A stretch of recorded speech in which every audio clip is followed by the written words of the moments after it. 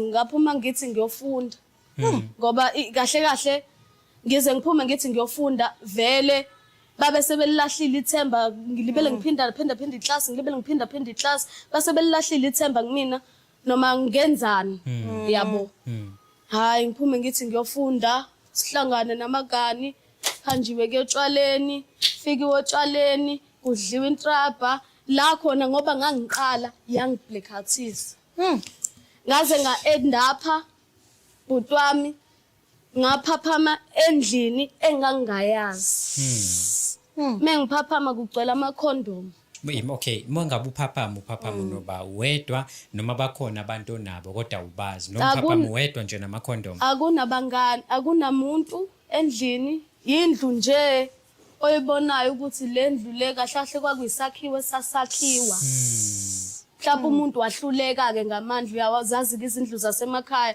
kwaku-round nje oyibonelayo ukuthi kushuthi mhlawumbe kwakhona umuntu wayezothi uzowakha inxiwa la wahluleka kwase kwaba indawo okushuthi abantu abayigangela kuyona Bese ngikuphululile mungancane mama. So ekuphaphameni kwakho lapho akukho umuntu awukwazi la ukhona noma uyakwazi muphuma ngaphandle. Ekuphaphameni kwami sisi ngathi mengiphaphama ngiphaphama ngiphelelwa amandla.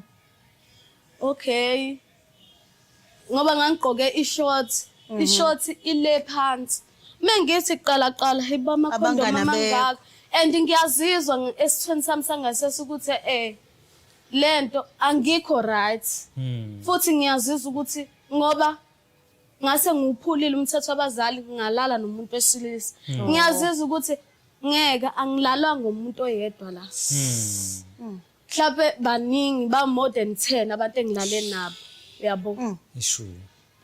Yaqala lapho ke impilo yami kangazi ukuthi ayikho right nasemqondweni nje ngazi ukuthi hayi vele la sengiyayidumela. Usuyabuyela ekhaya, usubuyela kanjani ekhaya? Mengibuyela ekhaya siswami ngibuye ekhaya ngiyasaba ukusho ngizothini baba. Uyazi ubaba ukuthi ngiphume ekhaya ngithi ngiyofunda. Yabo. Ngibuyele kamnganami vele uma wakhe wayehambile uma wakhe benokuthi enomlungu amsebenzelayo la eStenga. Yabo benokuthi usubonile la uphumela khona ukuthi indawo yazi. Ngiyabona ukuthi hayi le ndawo engikuyona indawo engakamnganami. Okay. Mengiphumela ngapha. Abangani? Hayi mengifika ekhaya kuba umnganami ulele. Okay ngingene ngaphakathi ngigeze angifuni nokumchazela lutho ngoba ngiyazi ukuthi abangani bami bawuhlobo njani uzobe sengikhuluma kubantu echaza istory sami.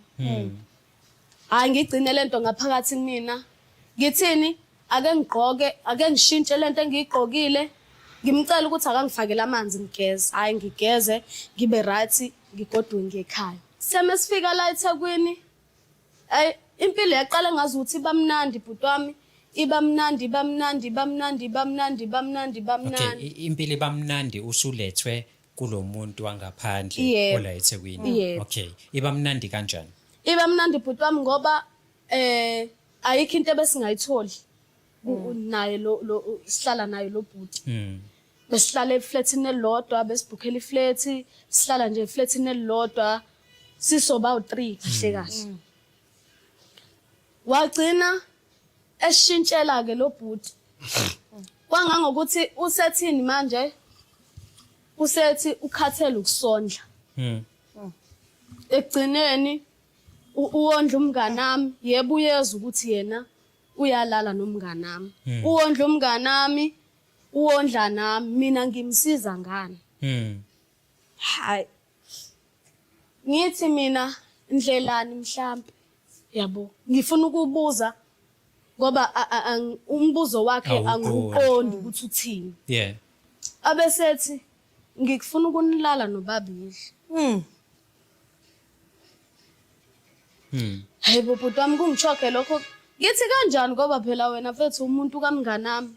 Athi hayi mina ngifuna ukunilala nobabili. Ukusho konke lokho kuphi umngani ukhona uyezwa ukhona umngani la endlini. Wow.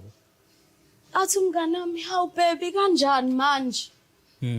Athi mfana ngikhathele ukunondla. Ngeke ngifike ngondle wena ngiphinde ngondle nomngani wakho. Hayi. Sigcina esethi-ke manje useyasikhipha yabo la endlini. Oh.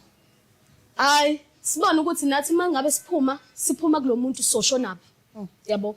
Lo muntu usinikeza ukudla, lo muntu uyasibhemisa, lo muntu uyasiphuzisa njalo mengama weekend noma inini into esiyifunayo uyasinikeza. Mesiphuma la soshonaphi sazibala eThekwini. Hayi ke kufika isikhathi sokuthi akukho unqaba. Hayi bhuti wami ngifuna uqamba amanga.